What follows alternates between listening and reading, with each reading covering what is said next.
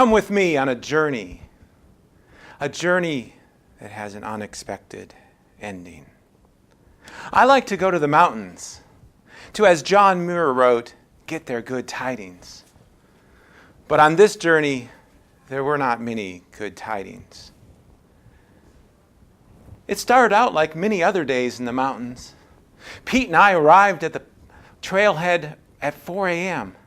As we got out of the car, we shivered a bit in the cool air. There's the smell of the pine forest in the air. And silhouetted around the parking lot were tall fir trees. Well, we were soon hard at work as we ascended up the rough trail towards the mountain. By daybreak, we could see the massive east face of that mountain, bathed in the golden glow of the dawn. Now, this was a good tiding. This was what we came to the mountains for. But it would be the last good tiding that day.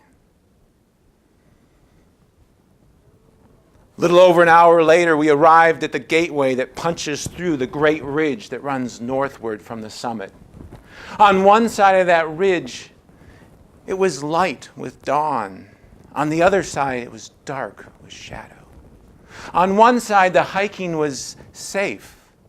On the other side, with its narrow ledges and precipitous drop-offs, the climbing was dangerous. On one side, there was life. And on the other, well, we hurried on, now moving with our hands as well as our feet. About 100 yards later, we noticed blood on the trail. Pete cried out, "Yo, there's a body down there!" I yelled, "Help! Help! Help!" But my words were consumed by the vastness. "Look, Pete, you stay here. I'm going back for cell coverage." Back at the gateway, other climbers had gathered to rest, oblivious as we had been to what lay just 100 yards away. "Look, does anyone have cell coverage? There's a body over there." Miraculously, one man had coverage. 911, what's your emergency? "Hey, can you hear me? I'm here on the mountain. There's a body." "Okay, sir, calm down.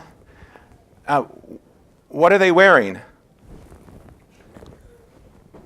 "What does it matter? There's a body. He needs help."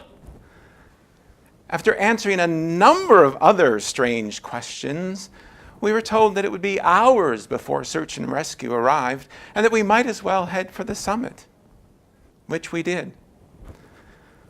But there were no good tidings on the summit either. Not after what we had seen. And we quickly retraced our steps, avoiding the scene and arriving back at the gateway just as search and rescue approached from the other side. "Hi, I'm the guy that called 911. "Oh, thanks for helping us out today. Would you like me to show you?" "You can if you want, but we'll figure it out.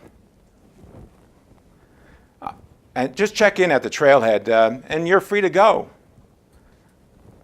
But I didn't feel free.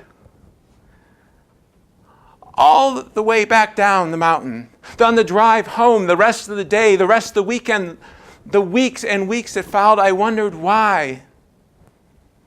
Why, if someone fell from the trail, was there blood on the trail? Why did 911 want to know what they were wearing?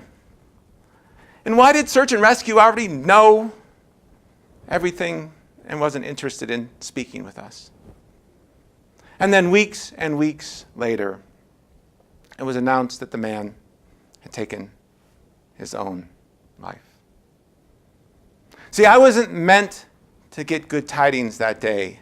I was meant to get a message that I was meant to share with you today. Suicide in the United States is a serious problem. 40,000 people a year take their own life. That would more than fill CSU's Hughes Stadium. One person every 13 minutes. In this Toastmasters meeting, 6 people will take their lives in the United States.